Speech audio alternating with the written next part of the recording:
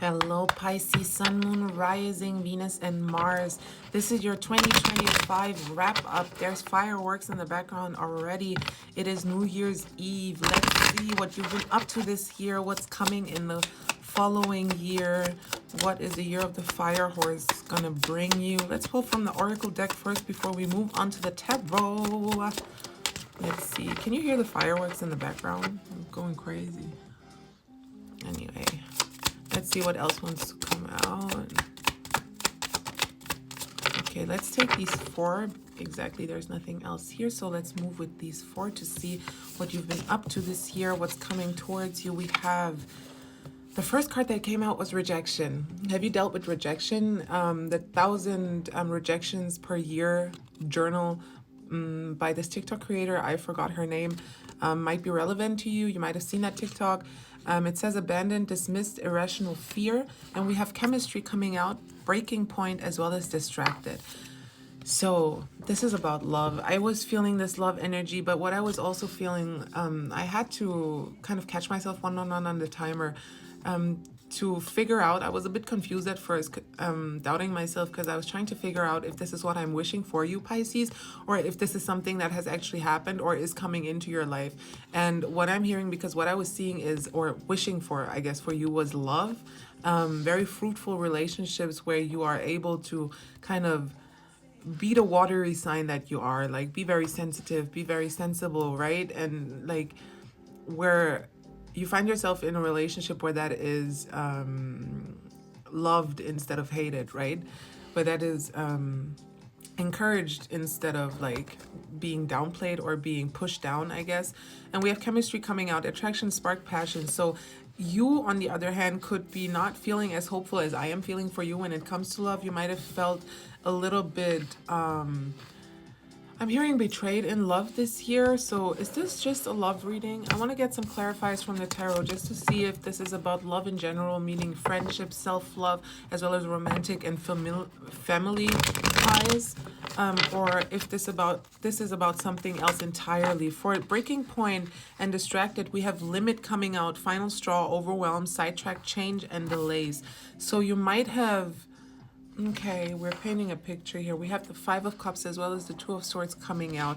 It might have been, you might have had to make some difficult decisions when it comes to love or relationships this year. You might have had some arguments with your family. You might have had to break up with someone because they were not treating you right. You might have had to pull back from relationships because they were just not filling your cup, is what I'm hearing. So with the rejection card, we have the Five of Cups coming out in the upright, which really, it fits well. It's like you had to reject the situation for not serving you in the way you served it, is what I'm hearing, which really put you in a miserable mindset.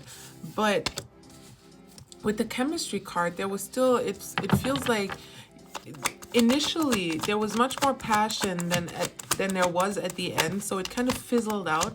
The passion kind of fizzled out, and I guess you reached a breaking point, like it says here. Some of you might have been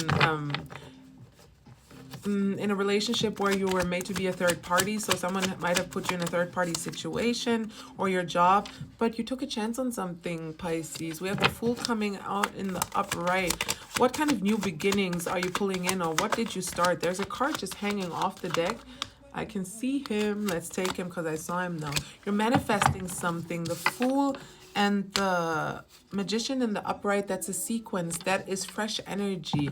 It is the Fool, the hero at the very beginning of their journey. We have the King of Swords coming out here. So you might be manifesting more strength, is what I'm hearing, because the King of Swords, of course, he can be considered a manipulative kind of energy. You might be manifesting someone like that too. You might be manifesting some sort of karmic lessons next year because you have to learn something. You might have to learn self-love this year. So if me telling you this will keep you from entering toxic relationships, then listen well. And what you need in your life is a King of Cups. Okay. You might be drawn to certain energies that seem quiet and like powerful on the inside, and they use manipulative words like they use, what is it, the 48 laws of power, but in a non-ironical way. They use it actually to get, you know what I mean, right? Just someone you can't trust because they're going to manipulate you to get an advantage somehow. They're misusing their intellect, they're misusing the power that they have. Those kinds of people, you feel drawn to them because you can tell that their cups are empty and yours is full, you want to fill it up. But what you need to focus on, what you need to really focus on manifesting in the next year, Pisces, is loving yourself, because that kind of energy, you are the most multifaceted sign in the zodiac wheel. You come right, like, before me. I'm an Aries, so I'm the Fool. You are the World card. You embody accomplishment, you embody wholeness. You are, when you are in a proper energy, you are the most fulfilled sign emotionally that you could be. 0550, you need someone that mirrors the sensitivity that you have. 555 on a timer. So what you need to do in the next year is focus on transforming the relationship you have to love, and especially self-love. You need to fill your own cup. You need to love yourself to a point where it's hard for people to even penetrate that membrane of self-love. You know, it's hard for them to disrespect you because they don't even know how to disrespect you, because you don't disrespect yourself. So they wouldn't even know where to start because there's nothing to criticize. Someone who's that whole, someone who loves themselves that much, you would look stupid saying something about them, you know. Everyone would be able to tell that you're really talking about yourself, like you're just projecting. Let's see what else wants to come out. We have reconciliation as well as openness moment. I'm going to pull 2 more cards before I maybe close out your reading. Let's see what else wants to come out. I'm just going to go with the flow. Okay. So I'm going to read these 3 first before I pull the last card. Openness moment says, this is a time of openness and new possibilities.